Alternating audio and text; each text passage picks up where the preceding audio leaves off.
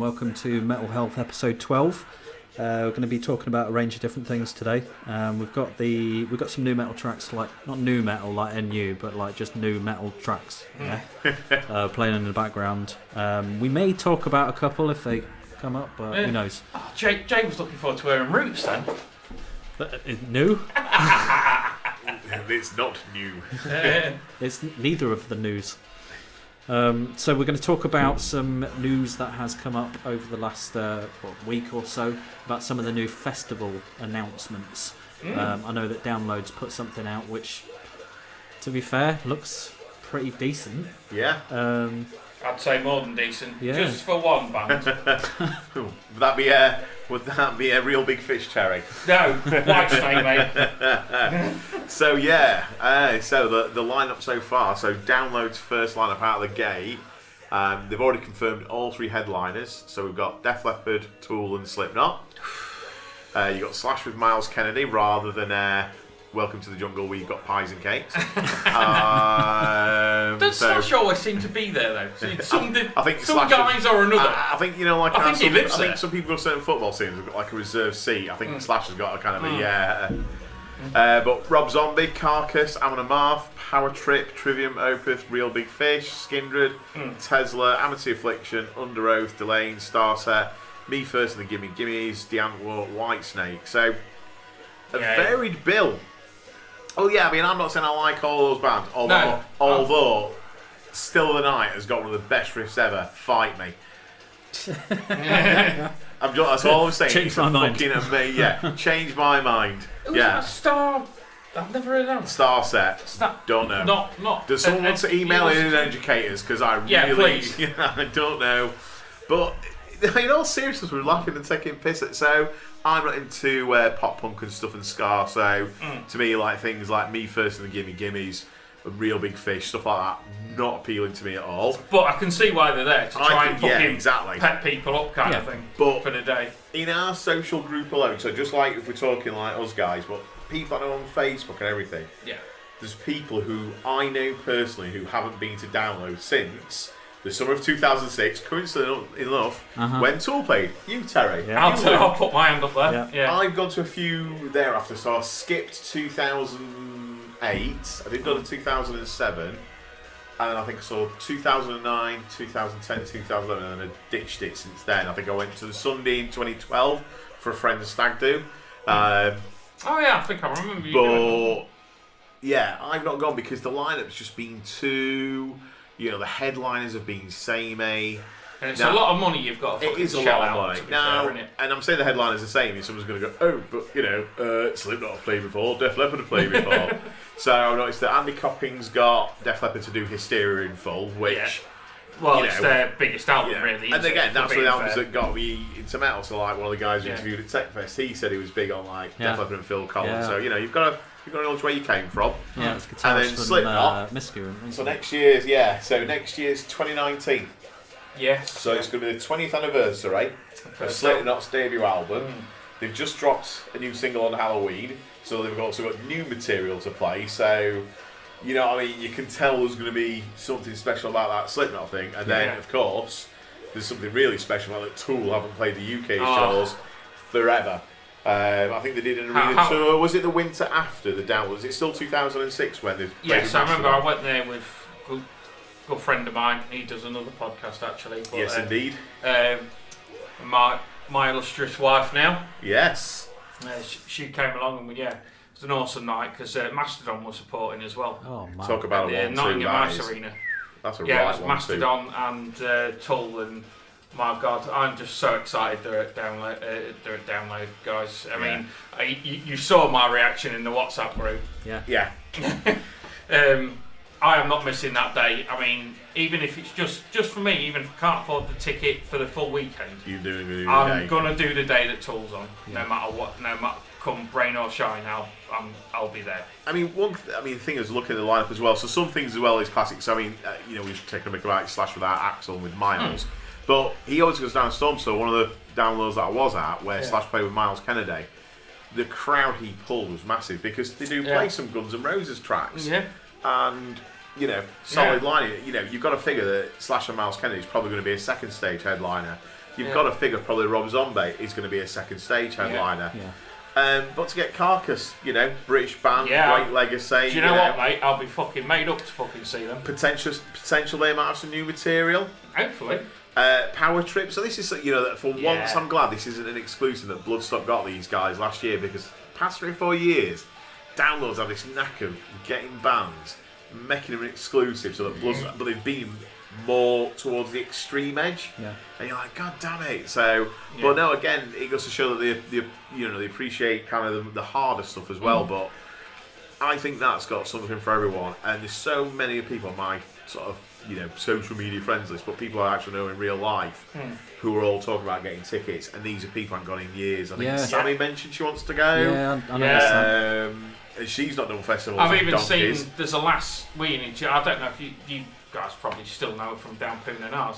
Remember Ash with the blonde dreads? Yeah. She's already bought a ticket because Tool are there. On the strength of, she went, I don't care about anything else. It's Tool. There you go. That's the power of a band. Yeah. So that's Download. So really, really strong, and it's clear that you two guys are, Yeah, I mean, would you go, Luke? So me and Terry seem to very much in the yes camp. I think it's still leaning on there are more bands that I'm not really that fussed about seeing, and I know that that's not the festival vibe, but as I say, it's a hell of a lot of money, and I think I need to see the next wave before I could make a decision. Yeah. See, I'm kind of like that with Terry, so I'm going to wait to see what the next two acts, like the next two batches are they announce, and I think I'm in the same boat as Terry. Yeah.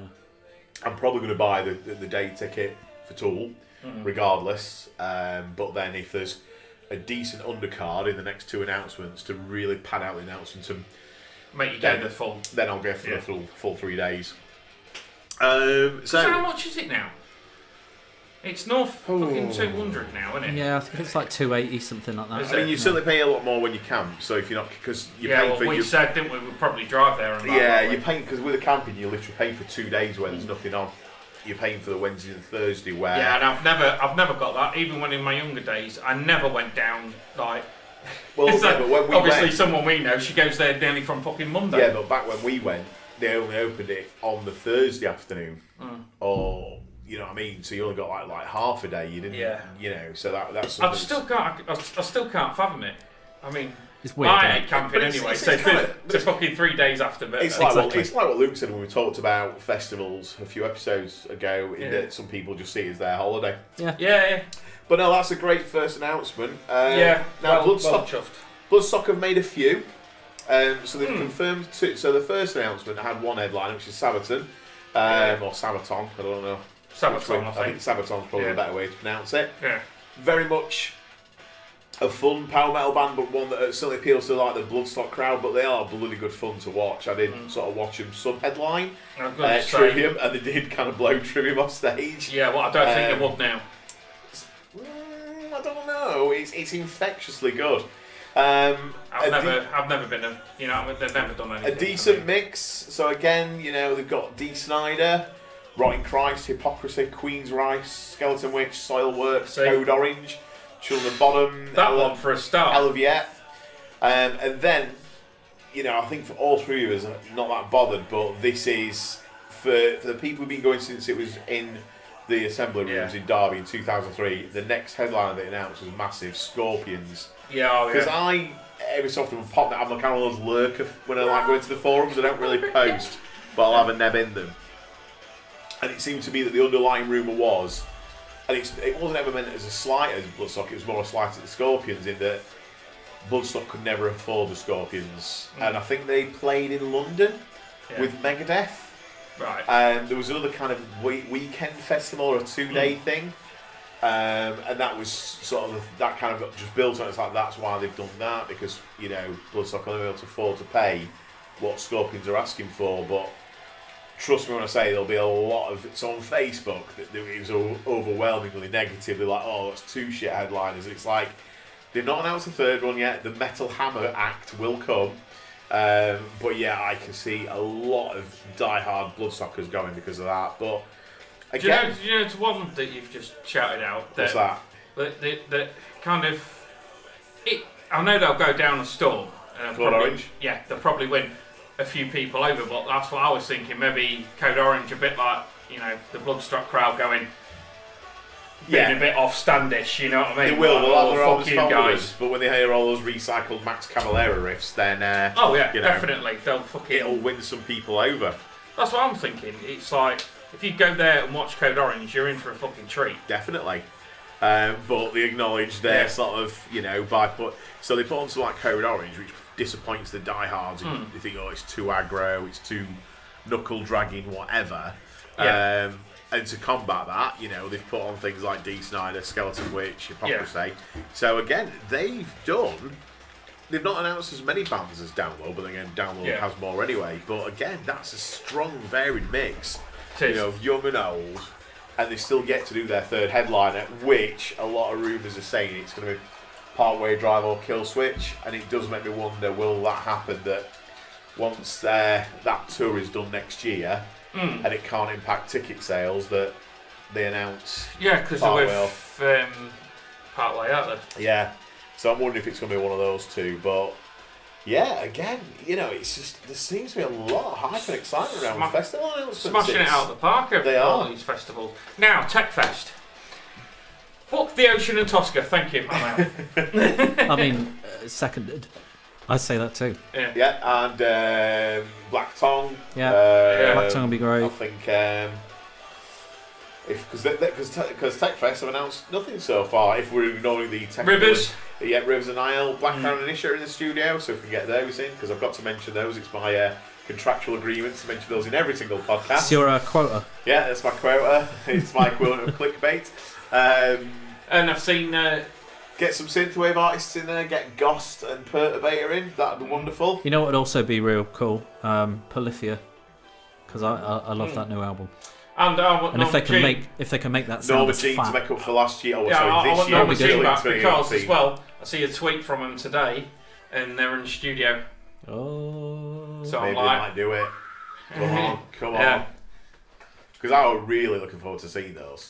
Really looking forward to seeing those. I would fucking probably shit myself, but there you go. That's a different story.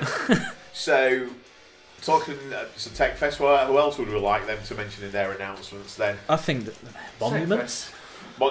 Yes, I feel it's on the cards, and it with new album and all. Talking of festivals, actually, so it's happening tomorrow night.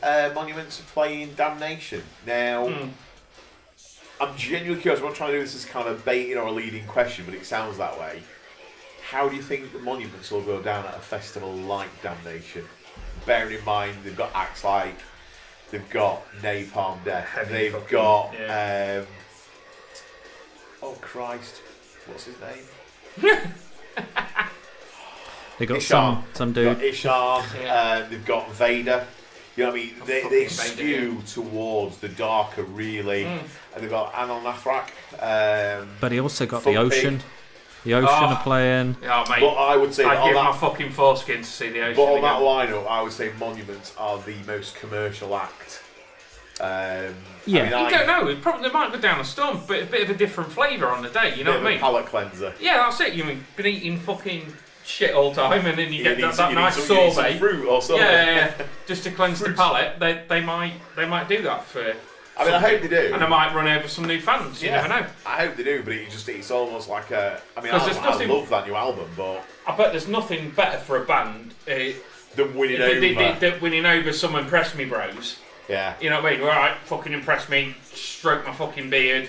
You know what I mean? I'm too cool for this shit. And then the fucking 2 songs in, the fucking losing this shit. Like Do you know what though? I do think that Damnation is a lot more varied than it used to be. Yeah, I think that it used to be like fucking super heavy. But I'm just looking through their lineup now for this year, and as well as Monuments. Vola. As I said, the Ocean. You've also got Vola, which seems kind of weird as well.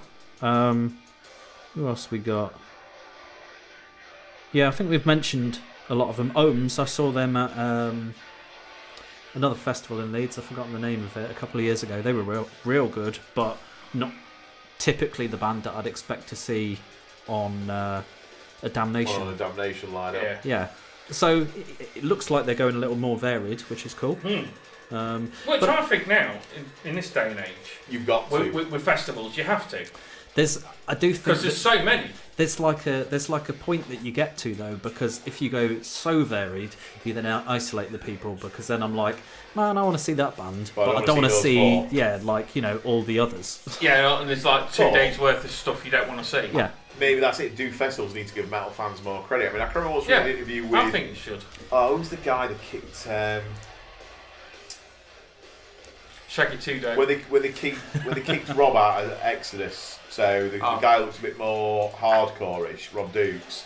But I can remember once an interview where he said, I'd rather see like a thrash band and then Clutch, and then like a doom band. He says I'd like to see like different genres of metal. And I can remember once like dicking around on download forums, and someone was like, oh, what would your ideal lineup be? And like it was like when there was that trend of tours like concerts, so like the True one was called like the Black Crusade, and Machine Head was Through the Ashes of England or whatever. Yeah. And so I just said, I'd call my tour Through the Formation of Obscene. And it was Down, Testament and Meshuggah. Nice. Now that's stoner rock, thrash and prog tech metal. Yeah. But I could quite happily watch all of those. Yeah.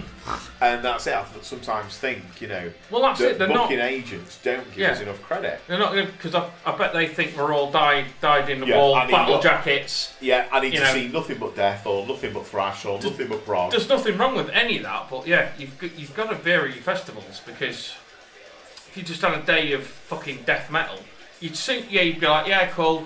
See another band, yeah, cool, and then it'll start to fucking grate on you. Yeah, I think anyway. It was this year's Tech Fest on the Saturday that was just fucking brutal for about 5 hours. Yeah, from Martyr Defiled to my god, the end of that day was so fucking heavy. But at the same time, you've also got the next day, which has got other completely different artists. Yeah. You need a bit of that in your festivals, I think, and I think as well. I think. Controversial opinion here is I think like a bigger festival could take a risk on it. He's maybe have a like fucking hip hop tent. Yeah. At a festival. Because hip hop's kind of died in. It's kind of it's not too far from our world anyway. No. Because it's all angry. It's all political. It's just with different beats behind it. Yeah. 100% agree. I mean, the thing is, like in Europe, it's weird as well because it is more varied. Like, say, there's a festival called Brutal Assault in Czechoslovakia, and they play very similar bands to Bloodstock, and it is in August, so it's around a similar time frame.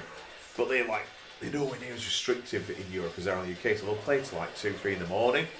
No one gives a fuck about the noise they make. It's awesome. Yeah. And like you look at their lineup, and yes, it'd have pretty much every band that's on Bloodstock's roster. But then they'd have like so many more because they could stay going on till 3, and they chucked on synthwave and they chucked on like hip hop and stuff like that. And you're like, it's just nice. You know what I mean? Think like you have had a brutal day, and he was going past, and he was like, there's a bit of fucking hip hop going on in here. Let's go fucking check this out. What are these beats? Yeah, you never know, and you might discover somebody because I know there's fucking like bands. There's loads of fucking underground bands out there and stuff that are looking for the next thing. I bet there's, looking for their push, looking for their, trying to build their fan bases. And I reckon it'll be exactly the same with hip hop. Yeah. And these grime artists and stuff like that. Just fucking have a full. There you go. Have that, or it's just completely different. Like with acts like like you were saying with like Ghost and Perturbator and stuff like that. Just something completely different. Yeah. Kind of cleanse the palate a little bit. Yeah. Would go down the storm, I think.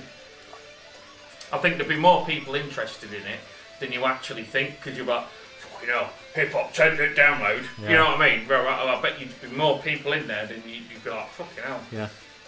Yeah, busier than you'd expect. Yeah, busier than you think. I don't think there'd be a row of like fucking 6 people there or something. Yeah. You know what I mean? Well, it's like that. It's like there's that dude Scarlord. Yeah. He's a total crossover artist, but I'd love to see him at Tech Fest. Total crossover artist. There you go. That tent, you know what I mean? And they've got enough room to put another fucking tent in, for Christ's sake. What you do is, because you're taking a punt, much as I think, again, when we talked about discussing festivals in one of our earlier episodes, we kind of pegged that Download made the Friday their kind of risk day. Yeah. And Tech Fest, the full summer one, not these tech rehabilitation days, but the one in July, the Thursday's only a half day, innit? Yeah. So that could become their tech punt. Why not put Scarlord in that second 10 on the Thursday? Yeah. his hip hop, grime / electronica / metal. Yeah. I reckon he'd go down a storm. Yeah. I really do. Seriously. I think you're on, mate. I think that's a spot on point there. I've thought that for a while. You know what I mean? It's just like you could get you could even pull some like bigger hip hop artists, or even like fucking. I don't know if they ever would, but I think he'd be probably too big to grab him. But Stormzy, you know what I mean? He's all over Radio 1 and stuff like that. But I bet you there'd be a lot of metalheads that would like his stuff because it's fucking hard edge kind of stuff, you know what I mean? The beats and everything aren't too far away from metal. They're not. This is why like Prodigy and stuff go over. But you see, we're talking about variation stuff here. This leads nicely. What you're saying leads very nice into the next festival. So the only band they've confirmed so far for next year. So this is the Arctangent Festival. So they've slotted Meshuggah. So they've already said we've got Meshuggah. They are a headliner. Nice, Paul. It's an exclusive UK date, so it's the only place you will see them. So they're not doing any UK tours. So they won't be confirmed for Bloodstock. They won't be confirmed for Download, and they're not even doing a club date tour. It is the only UK date of 2019. Strong opening.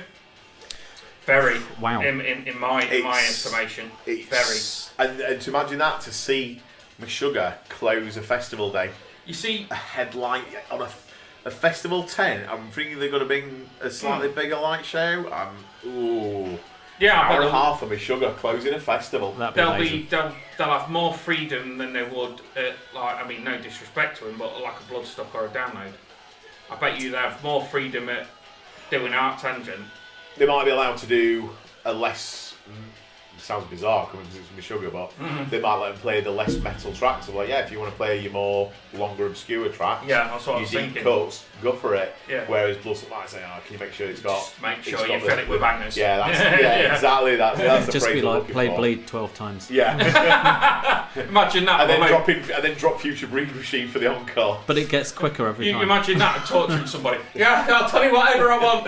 Whatever you want, mate. Whatever Amanda, you want. Carrie. After 40 minutes, your skin would start peeling off. But no, I think, and they always have a varied lineup. There's Arctangent. They do have metal acts. Sorry, they have acts that are completely non-metal. Oh yeah, they'll have a load of fucking post-rock and fucking whatever on that. But I wanna try and go to that. Yeah. If I can next year, I really do. So much coming up next year. It looks great. I think I'm literally going to have to start giving up food, which, as anyone knows, I like food. So fuck me. But some of the lineups coming up. I mean, I would like to do another. It's maybe going to be for me this year a big one, which is probably going to end up being Download because of the tool factor. Obviously, we'll all do Tech Fest because it's on his doorstep. And I want to try and go because Tangent. Obviously, again, my mate Pete from Macho Grande, he's gone there 2 years now. 2 years in a row, and he loves it, doesn't he? And he absolutely, he's fucking fantastic. So, but it is a hell of a long way away. But you've got to make it worth our while when we get down there. And then last thing, it's not a festival, but I thought I'd chuck it in purely because of the timing. So Rammstein have confirmed a big F-off European tour.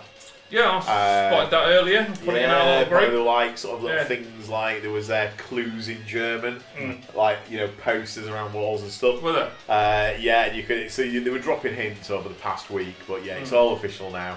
But they've dropped one UK date, but it's a Milton Keynes Bowl. Oh right. On the July the 6th, which is a Saturday. Okay. And that's pretty much just under a month since Download. And just over a month until Bloodstock, so you can tell that's because you look at it, it's like June, July, August in between Europe. There's like Germany. I wonder if they'll do that with probably start at 5 and have some bands fucking leading up like a half. That's what I'm wondering. Are they going to make that? Kind of do a Foo Yeah. Fighters and put on like 5 or 6 good bands before them. That'd be cool. And it'd be interesting. I mean, I think a lot of people are going to buy the tickets just on virtue of the fact it's Rammstein. Like someone on our group, Tom. Hi Tom, he commented and he said that he's never seen him live, and I know there's still a lot of people out there who haven't. I have. I've never seen them live, and like, And don't get me wrong, not I'm not super into Rammstein, but fuck, I'd watch them live. It's amazing. They're a speculation. Fucking hell. Yeah, well, same exact thing what you've just said, but I have seen them live, and it is amazing. I'm not the fucking biggest Rammstein fan. I don't even own any of their albums, and I wouldn't even put Rammstein on to fucking listen to on Spotify. Yeah. Oh, I'll put it on a playlist.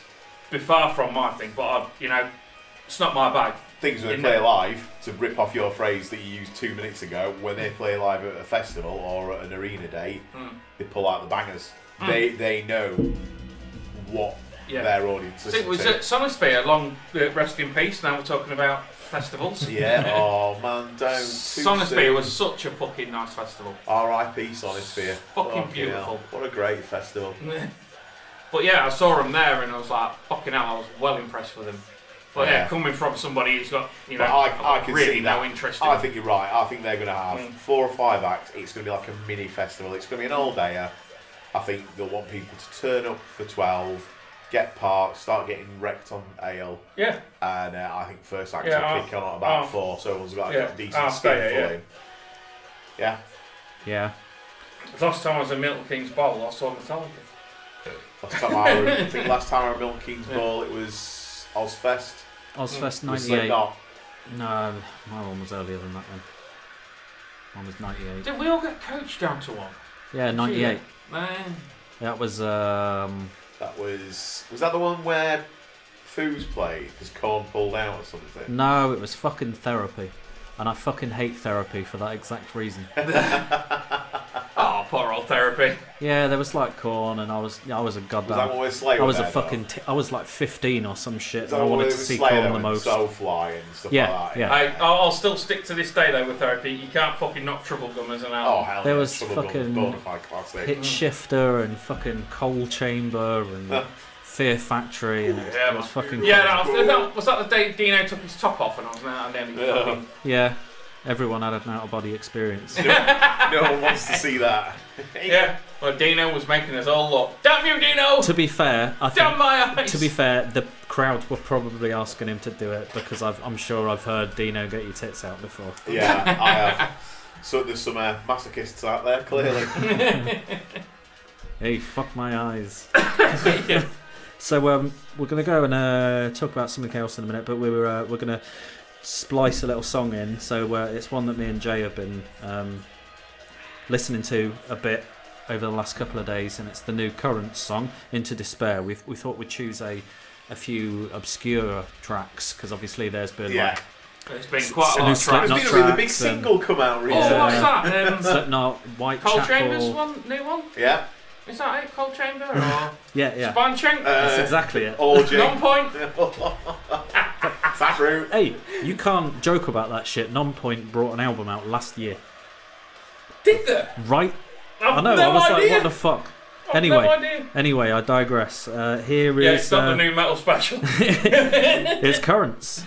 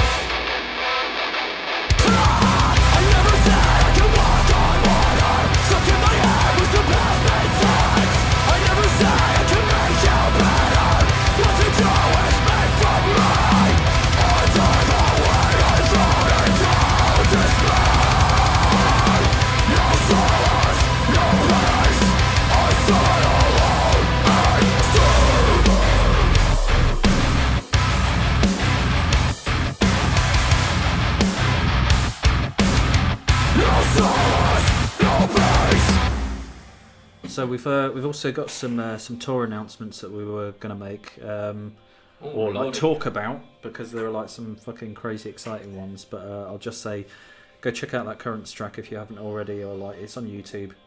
Me and Jay have been like playing it. Proper raving about it, haven't we? A decent amount over the last few days. Well, I don't just played it. Well, I hadn't heard that track yet, but I'm gonna go check it out. Yeah, their last album was pretty decent, and the EP before that's like my favourite. That was a great EP. So yeah, cool. So yeah, we're going to talk about some tour announcements for 2019 that have like kind of been hitting the news recently. Yeah. That you may have seen pretty much everywhere on fucking social media. So take us through. Yeah, there's been some bits. I mean, going back probably the older two actually is. So like in September, you had Architects announced a tour with Beartooth and Polaris. That's happening in January. That sounds pretty good. I mean, good lineup. Do we think? Yeah. Definitely. That's fucking smashed it straight out of the park. Yeah. It expands as well within keeping. Yeah, with similar genres and similar kind of listening. For my money anyway. I would love to go to. I would go to that straight away. Yeah. Yeah. Okay. Again, another slightly old one before I get to the one that was announced, one of the first biggies that was announced in the past couple of weeks. But Partway Drive, Killswitch, Engage, and Dio's Murder. Now, when it was first announced, it was just like Partway Drive Arena Tour, and I'm like, God, I remember when Killing with a Smile came out. If someone had said, "Oh, Jay, these are going to become an arena filling band," and I'd be like, not so sure about that. And then I even asked give them so many albums. I asked that question on like the Rock Train, sort of this Lincolnshire radio station. I said, "Are you sure about that?" And they went, after what they did at Download. And then funnily enough, I was at a friend's house, and they'd got Sky Arts on it. It got footage of the Download Festival, and it showed footage of Partway Drive. And they headlined the second stage, and apparently they had to finish early as well. So it was in daylight, so they didn't have the benefit of like you're playing in the darkness and your pyro looks better and your light show looks better. Because they had to finish, apparently. So, allegedly, I don't want to get done for slander here. No, it is. But apparently they had to finish their set before Guns N' Roses started theirs on the main stage. Whereas before, I know can well believe acts that. of overlap. So I can remember I was at Download when DC played. And I think Bullet for My Valentine was headlining the second stage. And then Helen Sister wanted to watch Bullet. But Helen wanted to watch AC/DC. So like she said, look, we're leaving this band. Because this other band is starting. Yeah. So sometimes you have to do the that. second stages would play onwards and overlap. But yeah, apparently Partway Drive told no. But yeah, so I watched this video footage, and they've got the Tommy Lee / Joey Jordison, like the drummer's got a rotating drum kit. They've got big fuck off pyro. All sorts. They're going down the Metallica Black album where all the band are in nothing but like black long sleeve t-shirts, black jeans. So it's like they don't wear a particular fashion sense. It's like, if you're all in black, you can project how you perceive them how you want to, and everyone perceives them in a slightly different way. And I'm like, well, it takes it away from the band, though, doesn't it? Because I think it's like more of you concentrate more on the actual the pyro spectacle and stuff. Yeah, so the band's all in black, but obviously, you can pick each member out. Yeah. But you're just like, well, we're not important here. We want you to feel everything we're doing, kind of thing. But yeah, when Terry told me he was supporting Partway Drive, that kind of changed it around a bit. Yeah. Killswitch Engage and Dio's Murder. So I went from kind of, I might buy a ticket to sold. But there is a part of me as a big Killswitch Engage fan. I'm just like, it almost feels like I don't know. It's like you start a new job with someone, and like I don't know, they then become your boss or something. Yeah, that's it. Or like I don't know, you recruited them, and then they're your boss. Taking you. Yeah, thing, yeah. That's it. Adam D produced Killing with a Smile. And it's just like, I think if you'd asked anyone, certainly if you asked me, but if you asked anyone, in 2018, Partway Drive will be headlining arenas with Killswitch in support. I think anyone into sort of Killswitch back at that era, so sort of 2006, 2007-ish, I think is when they came out, maybe 2005, everyone would have been told, bollocks, you'd have been shouted down. Yeah. Everyone would have gone, flip that, and it's right. Yeah. And, but, I mean, I think we've talked about this before, haven't we, Terry, that, Killswitch kind of went off the bubble a bit. Man, it did. I've not really been too au fait with the last few albums. If I'm being prefer- perfectly honest. I'll be honest, I prefer the side projects. I think that Yeah, Times snap. of Grace and Serpentine Dominion Yeah, have snap. got more varied fuck. songs. I forgot about Serpentine Dominion. Yeah, fucking That's awesome one of my album, favourite guys. albums of last year. And I think, because if you listen to Alive or Just Breathing, every song sounds different.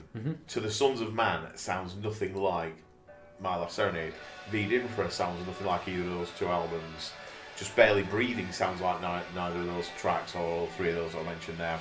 Whereas, because My Last Serenade was the breakout single that got noticed, I was like, oh, what the fuck is this? I mean, that's the first one I heard, but then I heard the entire album, this album slays. But then they seem to follow that My Last Serenade, sort of Formula, yeah, very formulaic how they did the choruses and the verses and certainly You knew the trick, didn't you? yeah. However, how about this to change the game? Do you think that is Roadrunner's? Oh, I think that were a record label Assistance. influence. Yeah. Absolutely. I think they were like, That sold really fucking well, so we basically want more of them. I mean, we know that. I've seen the Machine Head DVD where they were saying to Rob Flynn, you need to write something more commercial. Yeah. They said it to Kai Mayer, they said, you need to write more commercial stuff. So, hell yeah, they'll have told Kill Switch, write 12, My Last Serenades. And it excites me to know that they're not on that roster. I say now they're on Metal Blade. They can do whatever the fuck they want. Brian Slagle's They'll be pushing him. He'll be to like, do what write they some want. more to the Sons of Man, write something a bit more like fucking Serpentine, write something a bit more like Times of Grace, where it's just all out, balls to the wall, less ballady, less croony. Because he's got it in piss him. and vinegar. Jesse is a piss and vinegar vocalist. Yeah. He's not a crooning ballady vocalist like Howard is. He's full of it. But you say And he's that, all for Howard, fucking mental health as well, isn't he? Howard has got some fucking He deep ass full ground on him. But then they use his cleans too much. But you've also he's got some real screechy highs as well because, blood has been shed. Yeah. He basically hardly sung on that at all. But yeah, I'm quite excited to see where Killswitch go. And I know that they're in the studio at the minute, and I know that they're, at the moment, they're recording with two vocalists. Saw a picture the other day of both of them in the studio, and I think it's more like featuring, probably on one, maybe a couple of songs. Yeah. But still, I'm down for that. I've always said when people's like, "Oh, are you fucking Jesse or Howard?" and I'm like, both. They bring something new. They bring and Ivory. Exactly, and they have very different styles, but they kind of match. Goes together Even like Jack Killswitch. and Coke. Yeah. Doesn't matter. Oh, vodka and Red Bull. Yeah. As I say, it's just a different flavour, isn't it? Mm-hmm. It is. That's all it is. But yeah, so that's two of the ones. These two has already been announced, but then I suppose the big one for January. And I think they announced it just before the download. So Bloodstock had announced, Download hadn't. And I remember sort of Terry shared the Mastodon tour. And that's got Kvelertak and Mutoid Man in support. Yeah. And I was, until the download announcement, I was very much, I mean, I saw them pretty much January of this year, January 2018. Me and Terry saw them, me, Terry and Helen at Rock City. Russian Circles and who's the low rent clutch? Red Fang. Sorry, change my mind. I know what you mean. Russian Circles are amazing though. And, I think me and Terry, we felt like, like a fat kid who loves cake because we got to see him touring Emperor of Sand and Cold Dark Place. And it was an amazing night. Brilliant night. And I was kind of like, they're playing Leeds. I'm quite up for that. And then Download got announced and, like Terry said, we're both in that status of if the announcements in Wave 2 and Wave 3, if there's enough good bands, we'll go for the weekend ticket. If it's not, we'll do the day ticket. But to be honest, either way, because of the bands that have been announced, just in January and February, because I'm buying tickets to the Parkway Drive one, because I haven't seen Killswitch in 6-7 years. Who knows? They might even do new material. Exactly. Whereas Mastodon is touring the same tour, and I need to save some money for a download ticket. So, and I'm not too bothered about Kvelertak, if I'm honest. Not really ever seen, and I've not really listened to Mutoid Man. So, I like a bit of I know you're into Mutoid it, man. Yeah, I like a bit of Mutoid Man, but yeah. Velotac, I've never been. Listen to him. I need to listen to him. Velotac's never really fucking done anything. I think Fossegram's the only track I like. I think I've chucked that on a playlist or two, but beyond that, not really too bothered. Then we go into February. Oh, whoa, oh, lordy. So the tour for me, my bones are getting a bit weary, so I don't really like my midweek gigs. I like my weekend gigs because then I get recovery time. And Decapitated are doing a tour in February, so you know they've got to pay off those legal bills. There were a lot of time where they weren't on their own making money and stuff. Yeah. So initially they were announced, but yeah, they've been playing Corp. So my hometown, where I originally hail from, on a Saturday. Corp on a Saturday, Decapitated. So I was pretty much yes and all in. And 2 or 3 days later, who gets confirmed support? Fucking Discarnate. Jesus fucking Christ. Who was the man who fit that over to you? Yeah, how excited was you? I think that was you, Terence. And straight away, I was like, Jay's gonna fucking love this. Jay, guess who's in support? Because I think Discarnate, and he went, fuck me! Because I think you were sort of predicting. And I wouldn't have minded if it had been Bleed From Within. Yeah, it would have been a good shout. That would have been a good shout, but Discarnate, I mean, with all their might, I mean, to me, I've not been as excited about a British death metal act since Carcass and Heartwork. And with all their might, it's such a solid album, but definitely. That is going to be a fucking amazingly awesome night of groove death metal. I'm going to enjoy it. So it's like 2 days after Valentine's Day, so there's probably going to be a lot of angry incels at that show that are angry that they don't get sex, and that all these women who don't sleep with them are sluts. Weird, that, innit? They've all been rejected on fucking Tinder. That's it, they've all been rejected. Like, oh, you don't sleep with me, why? Because you put your picture as fucking The Rock or something, you actually Milady. You put the like. You actually look like a fucking bad end of a fucking worn out shoe. But regardless, I am going to enjoy that so much, so much. And then another tour for February. While She Sleeps. With Stray From the Path and Landmarks, and you two have been jockeying Stray From the Path a bit, I believe. Yeah. I've kind of always liked Stray From the Path. They came out a few years back. I think they're on their maybe 4th album. But yeah, they're like. I've never kind of bothered. I've always heard the name bandied about. And I've heard a track or two, but I love them. They're basically. I feel like they are a bit more of a punky Rage Against the Machine in a way, and I like that, the fact that we haven't got Rage anymore, but we do have, like, I don't know, someone that has Prophets taken... of Rage. Yeah. Well, I mean, I'm not into that either, but still. But it feels like you know, that's been their major influence, and I like it. And, well, we just heard a Landmarks track. I'd actually not heard Landmarks before. But the one that was actually in the background just a minute ago was Landmarks, and it was all right. I quite liked it, so, yeah. Are they from Lincoln? I'm sure. I know a band. You think Borders?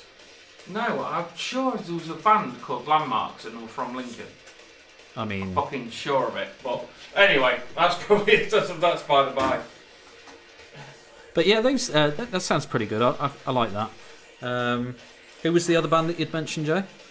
So there was Stray From the Path and Landmarks. Landmarks. Oh, okay, yeah, that's good. So, you know, to say we're only in February, there's some nice acts, and obviously a lot of wallet abusing tours going on.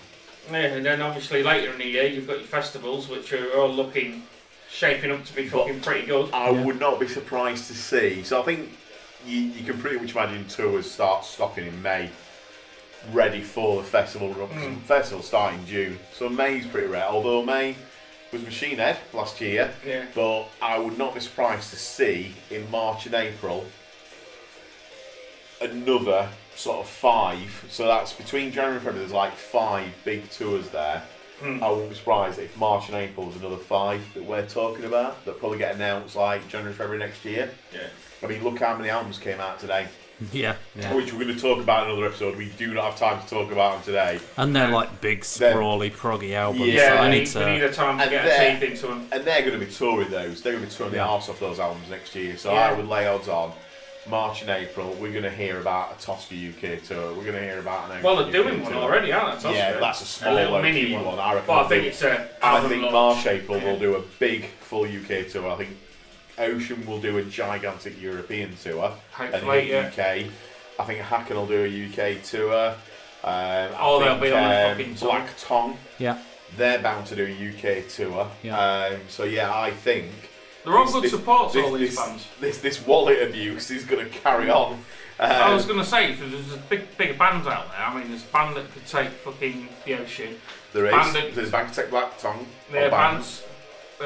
Bands. I mean, I know they have, but they're from the same area. Take Tosca. Yeah, Black Peaks. Black Peaks have already taken Tosca. I know they're both instrumental, so it might be a bit of a push that because you've got no vocalists whatsoever. Could you have 9 verses taking Tosca out? Would that work, or would that be too? Would 2 instrumentals be too much? They're different though. They are very different. That's what I'm thinking. Like, mood-wise, they're very different. Yeah. Different emotions, but I don't know if they're, like I say about the palate cleanser. That's it. That's what I'm thinking. Would it be just too much instrumental? I think in so. one part? I think so. If there was a break, if there was a band, who sang between them. Do you know what? So there's that UK tour. There's not UK. There's the US tour. There's Tesseract, Astronoid, and Between the Buried and Me. Now normally you find those American tours come over to here and they just change the lineup by one band. Yeah. So what happens if it becomes Tesseract, Astronoid, and Tosca? Yeah. Could very well be. Yeah. Suddenly Tesseract's the headliner, not Between the Buried and Me. Astronoid becomes not the opener but the middle one, and Tosca becomes the opener. That's pretty good. I could see that, something like that happening. Yeah. Yeah. Oh. And that works as well. Yeah? That lineup works. Yeah. We're all shivering with anticipation of that prediction. Yeah. I want to see Astronoid actually, really do, when they come over to the UK. Really want to see them. Well, you might get your chance, right? Take first, book 'em please. So now we're going to talk about something else that we've been discussing. But before that, we'll stick on another kind of slightly less hyped single as well. It's the new While She Sleeps single, Antisocial. So here we are.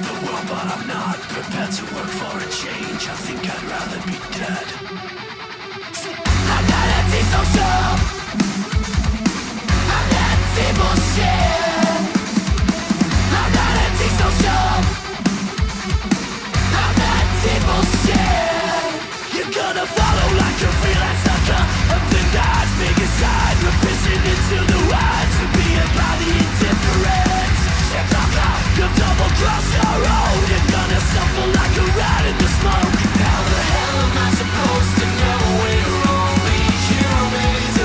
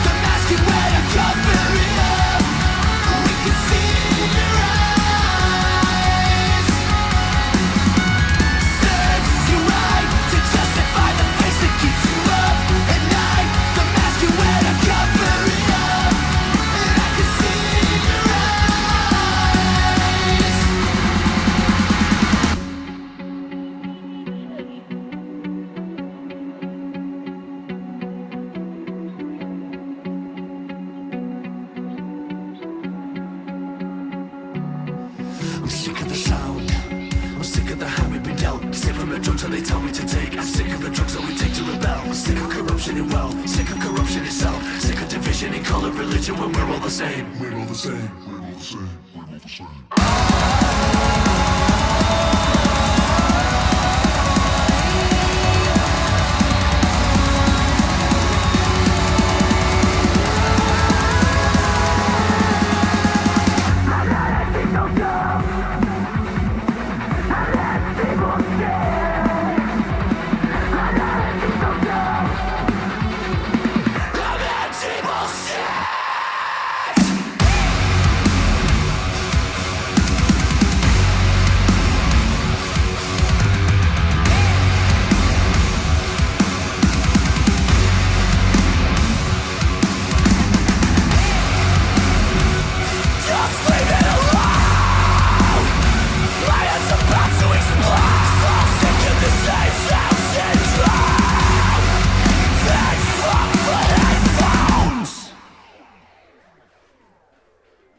So we're going to talk about this article that we all read a few days ago that was up on Metal Sucks. You should go and check it out.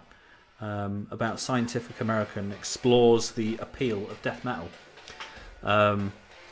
and it basically said it was just really kind of looking at a study on what pushes people towards that kind of music, and I was just kind of interested in having a little chat about, I don't know, in a way, why we listen to the things that we listen to.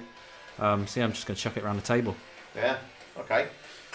Do you know what? I'm going to go last because I probably got into it first. Okay. I'd say you're a fairly newish convert to death metal, Luke. Yeah. I feel like the older I get, the heavier I get, which I know that you were saying earlier seems to be like the opposite way around of how it usually goes. But yeah, I don't know. I have no idea. Some of the stuff that I listen to right now, if I think back, I totally wouldn't have liked when I was younger.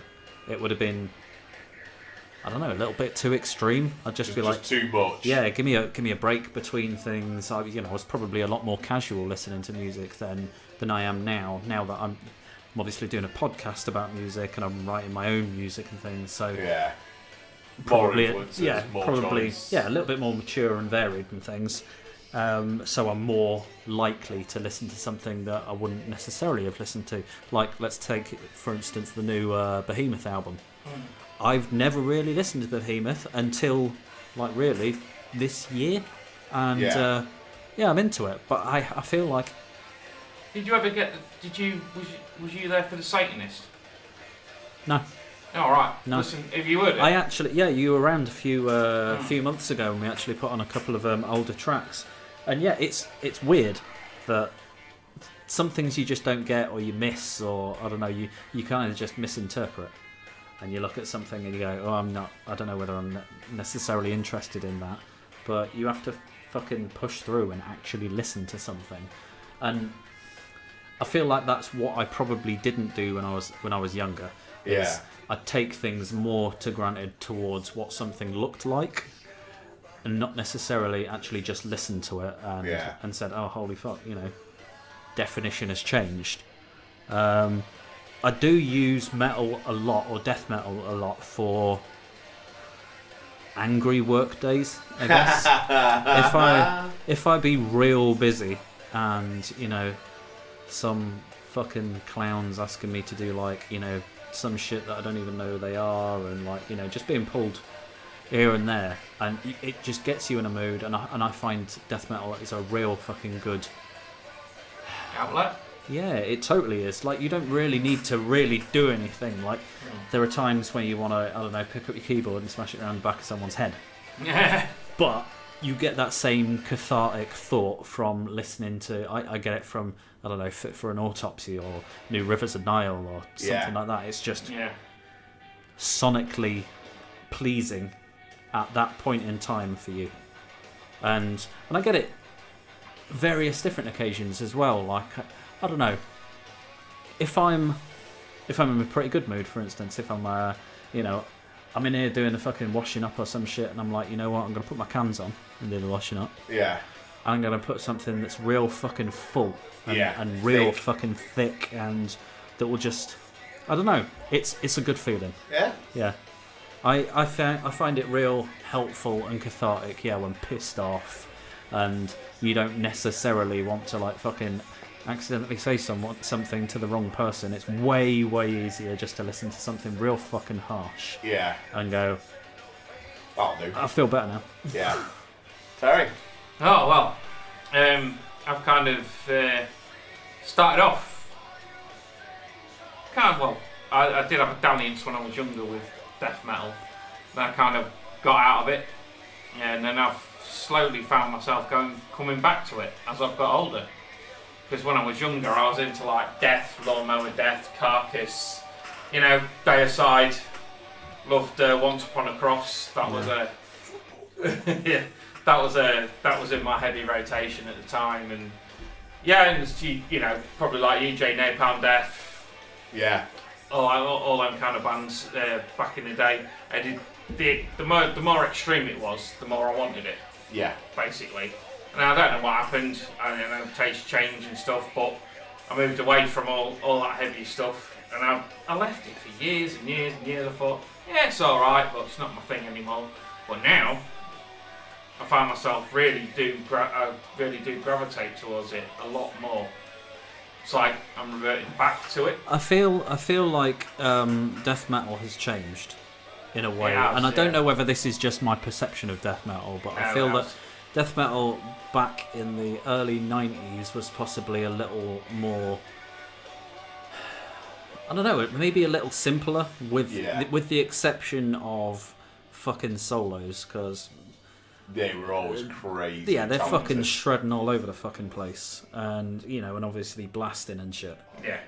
But I feel like death metal now it's been around for long enough for it to diverge and pull influences from different types of music and different types of bands. It's widened, so it still provides you. Yeah, it still provides you with that fucking slamming shit, but it's also going to give you a fucking saxophone solo when you least expect it, or it's going to fucking sink into a real nice melodic section or a synthy mid-album break. Yeah, I think this is why it's kind of pulled me back in again now, because it's like the variety. It's got it's kind of got the more elements to it than just the one. I'm going to hit you around the head for fucking 3 minutes or 4 minutes. I'm going to 4-4 you in the face. Yeah, for it's 2.5 minutes. Not going to be a let up, and now there's so many different chops and changes. You've got sonic dips and rises like you do with different types of bands and genres. More enjoyable. Yeah, obviously I do love the classics and stuff like that, but it's the newer stuff that tickles my pickle a little bit more. Yeah, I mean, I think I'm the same as you. I think in the early 90s, and Roadrunner's going to take a lot of blame for this, because they're a record label, they're going to sell shit. But I'm going to draw a really weird film parallel here. So I remember reading an interview with the guy who directed Iron Man, and he was talking about Iron Man taking off and landing, and he made it like the opposite of Superman. So Superman takes off really fast, and then he lands really slow. He glides to the floor. Unless it's new Superman, because then you've got to do that. Then you've got to do that impact thing. But Christopher Reeve Superman was slow and he could land on his fucking ballet foot. Yeah, la la. This is whereas Iron Man, because it's a big suit of metal, it's slow to take off and then fast to land. So my progression to death metal was like Superman, the Christopher Reeve films. So I've already mentioned before, like one of the first rock band I really listened to was like Def Leppard. And I got into sort of Guns N' Roses, Faith No More, and then I'd heard Nirvana, and then I heard the Black Album, or the other way around, I can't remember which way it was. But bottom line, the day I heard Enter Sandman, the next Saturday I was in town, bought Black Album, loved it. Literally the day later I went into town and bought Justice, and then ignored the Black Album, played Justice to death. And then someone was like, oh, you need to listen to Slayer and Megadeth and Anthrax. So I bought Rust in Peace, and then I bought Seasons in the Abyss. And then eventually bought Persistence of Time. And they were kind of like which is such a typical Big Four thing, isn't it? You know, you got your thrash. You know what's weird though is that they're like classics now. So your first CDs, my first CDs classics. were all like out of the game classics, and which I do still listen to this day. So yeah, that proves the point totally. But then it becomes that thing that you so it's like, and then you sort of ranking, you're like Slayer's like, what's harder and faster than Slayer, and it becomes like you're like a junkie. Yeah. Searching that next heaviest album out. So it's like death metal. So you're right. You need to listen to Death. You need to listen to Obituary. You need to listen to Deicide. Yeah. So I ended up you need to listen to like Napalm Death. So I ended up buying loads of sort of stuff. And again, younger people listening to this, you have no fucking idea. So you go to Spotify now, you find an artist, and it goes similar artists that other people who listen to this are, and you've literally got a catalogue of 20 people.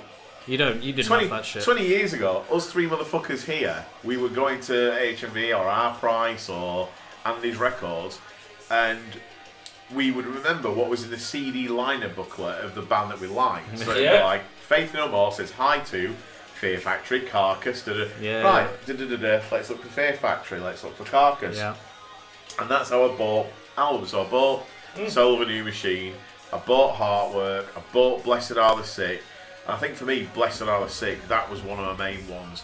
And for a death metal album, it was very varied. It had slow, fast, crust, D-beat drumming, which was weird for a death metal album because it had such a stereotypical death metal album cover, even though it was like a classic French painting. But it was like a devil and this like souls in this river, so it totally fitted. I remember being at a mate's birthday party and all, we put always literally death tapes. Like the band Death, not just like fucking faces of death. Snuff films. We just played like symbolic spiritual healing, just pretty much over and over again, and got drunk. And then I was the same sort of. It kind of peaked. So I got the End Complete. I got World Demise. So a few sort of early to midnight death metal albums, and then I just kind of stopped, and I was like you, Terry, I sort of focused more on groove, so Machine Head and Pantera, that kind of, because it sometimes slowed it down a little bit, although Obituary could slow their wrist down. But then that really just kind of went, because some of it were a bit splatter. I mean, I can remember reading into a Carcass where they were like, because they were medical students, so they wrote their topics about surgery and stuff, because that's what they were studying. But then like, it's happened with Gen, it's happened with everything else, it happened with new metal. Because Carcass were getting like, they're getting played on John Peel's show, Metal Hammer would write about them, Krang would write about them, they were a British band, so that kind of that bit of aura of mysticism about them. And then like even Carcass, so that's it, everyone were copying them. They'd just clearly get a medical dictionary and go, what's a word for like bleeding? But that sounds more gnarly, and that's kind of what gave to kind of what you guys have just been saying about death metal being more varied and more mature. Because in the early 90s, it just had that kind of splatter horror movie tag. And you look at someone like Cannibal Corpse, and that's deserved. You Meat Hook Sodomy. There's no political undercurrents out. What's the hidden message in this song? There's no political. It slaps you straight in the face. Whereas you look at death metal in the post 2000, fucking Gojira's Way of All Flesh. Some of the best modern metal, but it's talking about the environment. Obituary, World Demise. Obituary, World Demise, but that was the 90s. But if you want to look modern, Cattle Decapitation, the most recent one, Anthropocene, whatever it is. And they're all vegan, aren't they? They're all vegan, but that one is literally about how we're killing the planet with plastic and all this stuff. Bear in mind, this album came out a good year and a half before David Attenborough's Blue Planet about the plastic killing the turtles and shit like that. Fucking mainstream. But literally, that album is about we're chucking plastic waste in the ocean, and that's it. Yes, it's death metal. It's got brutal vocals, brutal drumming. But I'll tell you something, that album is catchy as fuck. And it's got a message. Gojira has got a message. That's like one of my favourite songs still, until they like fucking release some new shit, is Fit for an Autopsy's Black Mammoth. About oil and North Dakota pipeline. I mean, that is fucked up. And it's got, I don't know, it means something more to you when there's a fucking message behind it rather than I stabbed a dude in the butt with a fucking hook. Yeah, exactly. And like you say, sort of Obituary touched on it, and then they kind of stepped away from it. Yeah, because the whole album was about it. World Demise was brilliant because it had CNN sound. Yeah. I mean, that was the order of the day. In mid-90s, you chucked on a news snippet sample. About some kind of apocalypse. Yeah. But someone's on burning. Yeah. But yeah, it'd be like, this is what's wrong with the world today. And that was brilliant. But I think I'm the same as... So that's why I got into it, was the kind of, what's faster and harder than the Slayer? And then I'm saying as Terry that I kind of went off it a bit because sometimes it's just too much and some of it was a bit one-dimensional. That's not saying it's to enjoy some of it. I mean, Malevolent Creation's second album, so the first one was Ten Commandments, second one was Monster, I think. Anyway, amazing album, but cheesy as fuck lyric-wise. But then I just kind of got bored with it. It didn't really it just seemed a bit samey. It's saturation, though, isn't it? It was. When you get like similar artists doing the same kind of thing. Loads of Metal Blade were, Nuclear Blast were, Roadrunner were. Yeah. All the Roadrunner acts got fucking recorded at Morris Sound Studio, and eventually it's all Scott Burns, it's all Morris Sound. But I think like the creation of all of those bands, back in the fucking 90s, is what's spurred death metal's variation now, is that fucking kids growing up listening to Carcass and Obituary and exactly. But you can then be like, I was into all of this shit when I was younger, but I'm also into, I don't know, some fucking post rock or like, I don't know, some electronica. Let's fuck around. That's it. It's like what you say, like palate cleanser. So I'll dip in and out of various things. Sometimes I'll listen to some mellow prog stuff. Sometimes, like you say, you think, right. So sometimes I listen to really fast, aggressive stuff because I need to get a lot of shit done. Yeah, focuses you. Yeah, and so that's what attracts me to it. It is just, you get past that one-dimensional splatter stuff. Someone's got some serious stuff to talk about, but yeah, the faster and harder stuff is part of it. But yeah, it's not the cheesy stuff. People might think, oh yeah, you're into death metal because, and it's like, nah. That's good for you. You laugh at the lyrics occasionally, but that can't sustain you enjoying music. Yeah, precisely. It's like effectively a gimmick. You can't stick with a gimmick. You can only get away with that for so long until the depth of your art needs to be shown.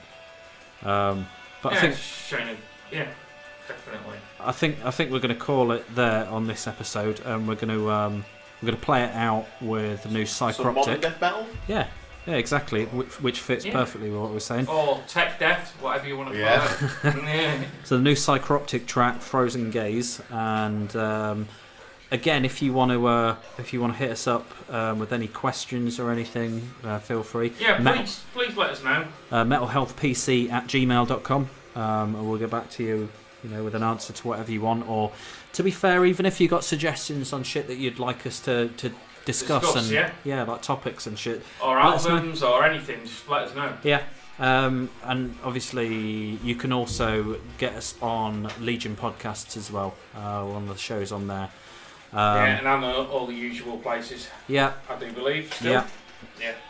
Cool. And just be clear before Luke plays it, when he said Frozen Gaze, that's Gaze. It's not a kind of a hate song, like from your eyes. Yeah. So here goes Psycroptic. See you next time. See you later.